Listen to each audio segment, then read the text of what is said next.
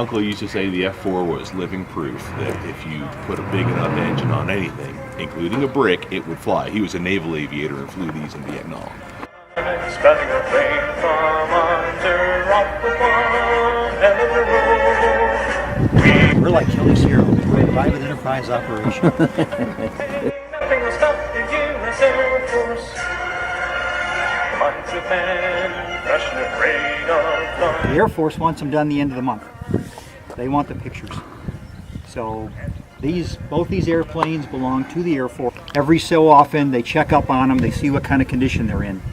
If they're in bad disrepair, then they contact who owns them and say, you have this long to get them up to satisfactory condition, or else we'll take them. I think this is number 8 for me. We had 9 out here last Saturday. Hard work being up there?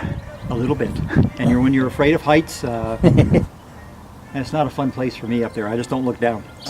The thing about the F4 is that it's just so much power. And for its time, an incredible amount of technology. You know, purpose designed as an air-to-air fighting aircraft. It was simply, it was thunder, it was fury, it was just the queen of the air. It just looks mean, doesn't it? Yes, and anybody who's ever worked on one of these can tell you all this great little trivia about it. It's kind of like the F4 Club. They talk about, how you repair this or how you fix that, and little, everyone's got like a little bite on their neck from running into one of these strakes, little things like that. It really is one of those defining heritage items of the Air Force. Most of my career, I did some small unit warfare training.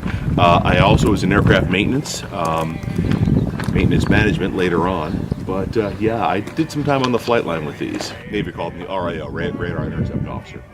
But generally speaking, the pilot and the GIB, G-I-B, guy in back. The F-111, in the left seat you have the pilot. In the right seat you have the Weapons Systems Officer, or Bombardier Navigator, as the Navy would call him. Or, in typical parlance, pilot and yacht, you over there. Now, do you feel as much of a connection with the F-111? Absolutely. Again, as a time in aircraft maintenance, I was at Pease Air Base, New Hampshire, with the SAC version of this airplane, the FB, which was basically the same airframe but capable of launching nuclear weapons. The AGM-69 short-range attack missile. And that was during the Cold War. And so our crews, they trained very hard. They played it very close to the bone because they knew if the buzzer went off, as a northern tier base, you fly the polar route, you go in, send off your short-range attack missiles, and hope to get home.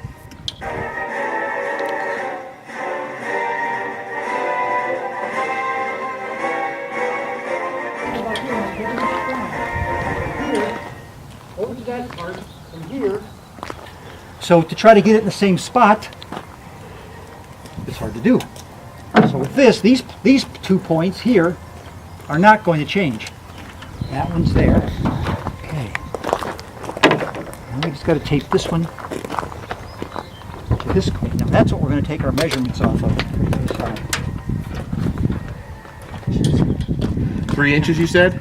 Yeah, and that's about there. Here. Yeah.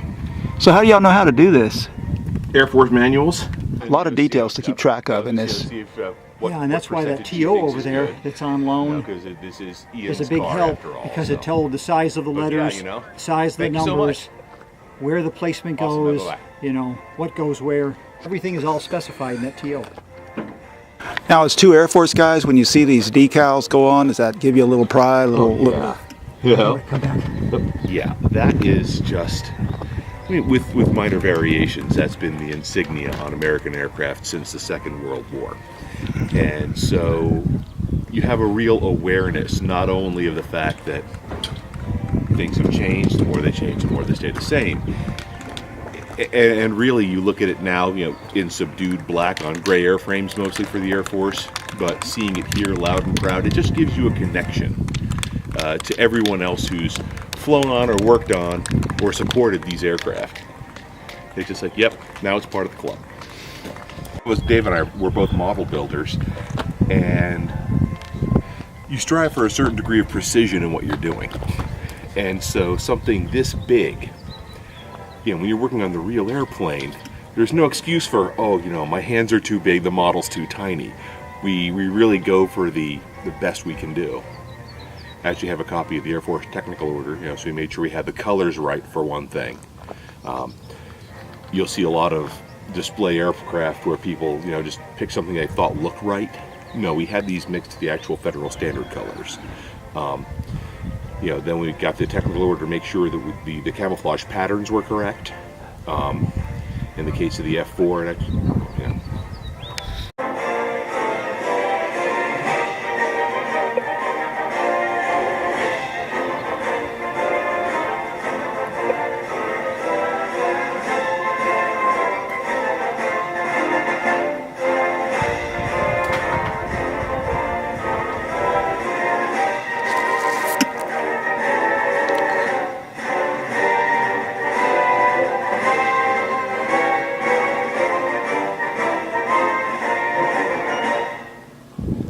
So what motivates y'all to come out and volunteer to do this?